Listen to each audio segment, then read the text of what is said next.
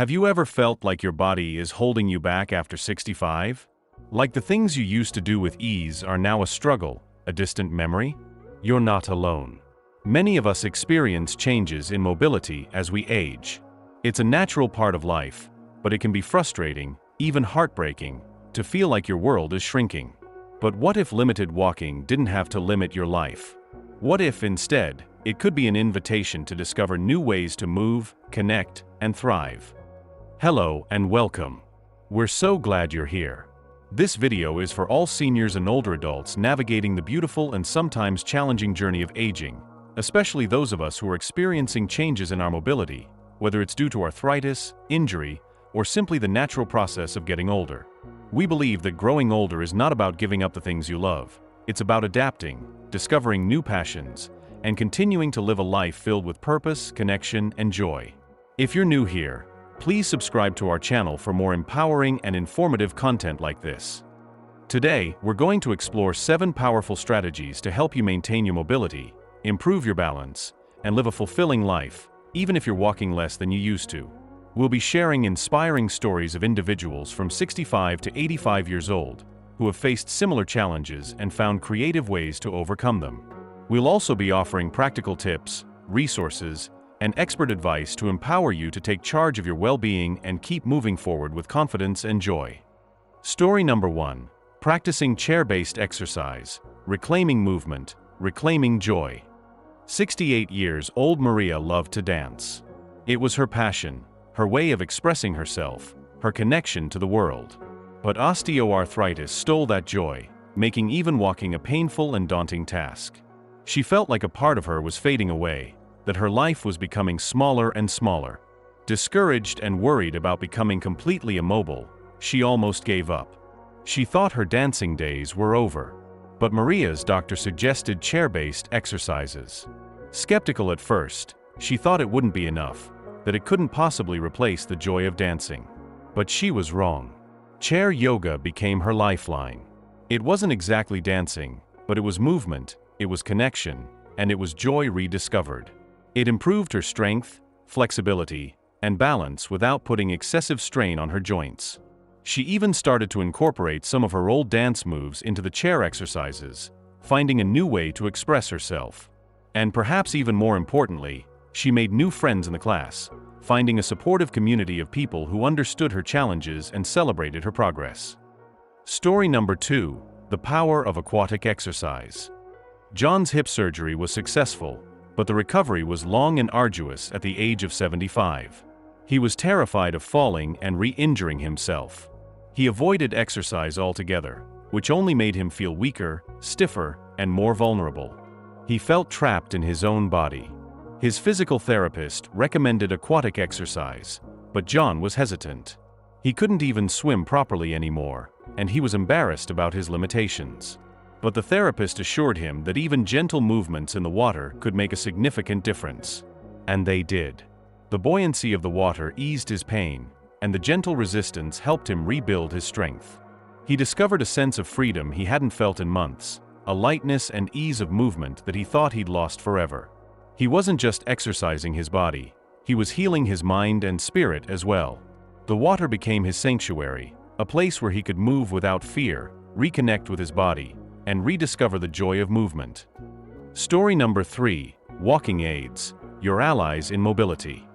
Sarah in her 80s refused to use a walker. She thought it would make her look old and frail, a symbol of giving up, a public declaration of her limitations. She was determined to manage on her own, even though she knew her balance was shaky, and she'd had a few close calls. But one day, while walking to the grocery store, she had a near fall. It shook her to her core. She realized that her pride was putting her at risk, that her fear of looking old was preventing her from truly living.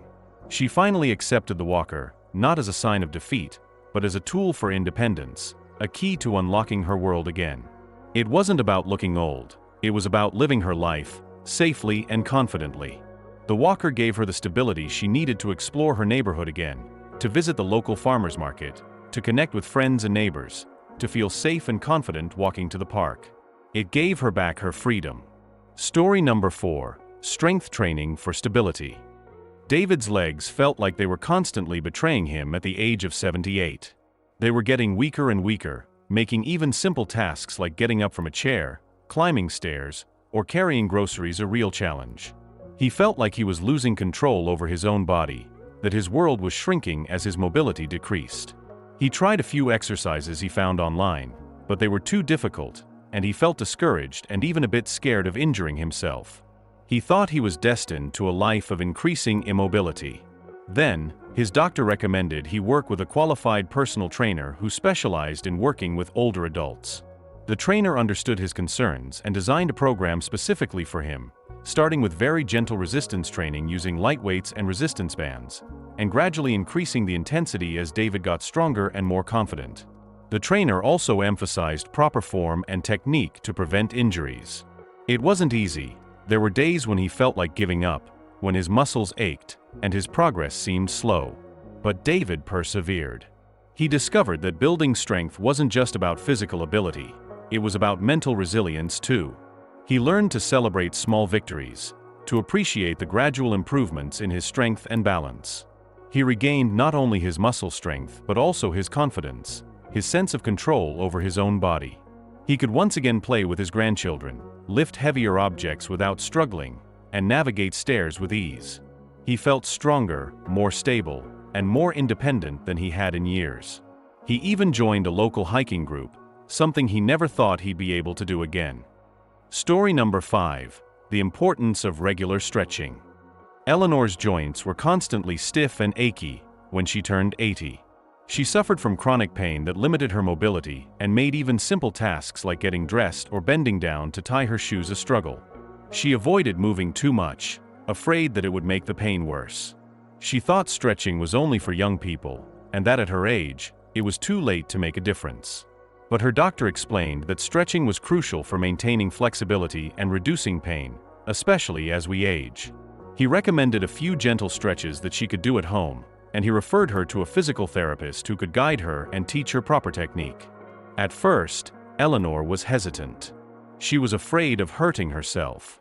But she started slowly and carefully, and she was amazed at how much better she felt. The stiffness began to ease, the pain became more manageable, and she could move with greater comfort and ease. She could once again bend down to tend her garden, a passion she thought she'd have to give up. She could even enjoy a pain-free walk with her dog, something she hadn't been able to do in years. She realized that stretching wasn't just about physical flexibility, it was about emotional release too, about letting go of the tension and frustration that had been building up in her body for years. Story number 6. Balance training. Robert's recent fall shook his confidence after 72. He was constantly worried about falling again, which made him even more hesitant to move. He felt like he was trapped in a cycle of fear and inactivity, afraid to leave his house alone. His daughter suggested Tai Chi, but Robert was skeptical. He thought it was too slow and gentle to be effective, and he was embarrassed about his lack of coordination. But he decided to give it a try, and he discovered that Tai Chi wasn't just about slow movements, it was about building strength, balance, and coordination. It helped him feel more grounded and stable, both physically and emotionally. He started to feel more confident in his movements, less afraid of falling. He even started leading a Tai Chi class at his local senior center, sharing his newfound passion and helping others improve their balance and well-being. He rediscovered the joy of walking in the park, without the constant fear of falling, and he found a supportive community of people who understood his challenges and celebrated his progress. He no longer felt isolated and afraid, he felt connected and empowered. Story number 7. Listen to your body and pace yourself. Margaret was determined to stay active in the early 70s. She walked every day, but she often pushed herself too hard, ignoring the aches and pains that were her body's way of telling her to slow down. She'd end up feeling exhausted and frustrated, sometimes even injuring herself, which would set her back for days. She realized that staying active wasn't about pushing her limits, it was about finding a sustainable rhythm, a way to move that honored her body's needs. She learned to listen to her body, to recognize the signals of fatigue and pain, and to adjust her activity level accordingly. She started taking shorter, more frequent walks, incorporating rest breaks when needed. She discovered that she enjoyed these shorter walks even more, because she could truly savor the experience, appreciate the beauty around her, and connect with friends without the pressure of pushing herself too hard. She learned to be kind to herself, to recognize that rest and recovery were just as important as exercise. She discovered the joy of mindful movement, of being present in her body and appreciating what it could do, rather than focusing on what it couldn't. We'd love to hear from you. What's one small step you're taking today to improve your mobility and embrace a more active life? Share your experiences and inspire others in the comments below.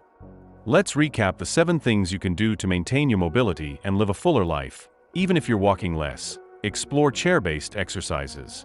Consider aquatic exercise. Embrace walking aids. Incorporate strength training. Stretch regularly. Focus on balance training. Listen to your body and pace yourself. We encourage you to take action today. Explore the resources we've listed in the description below. Talk to your doctor, a physical therapist, or other healthcare professionals. Connect with your local senior center or community center. Remember, you are not alone on this journey.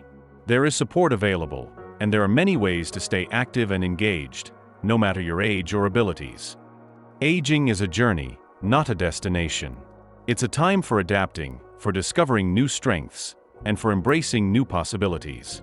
Don't let limited walking limit your life. Take charge of your mobility, connect with your community, and keep moving forward with confidence and joy. You are capable of so much more than you think.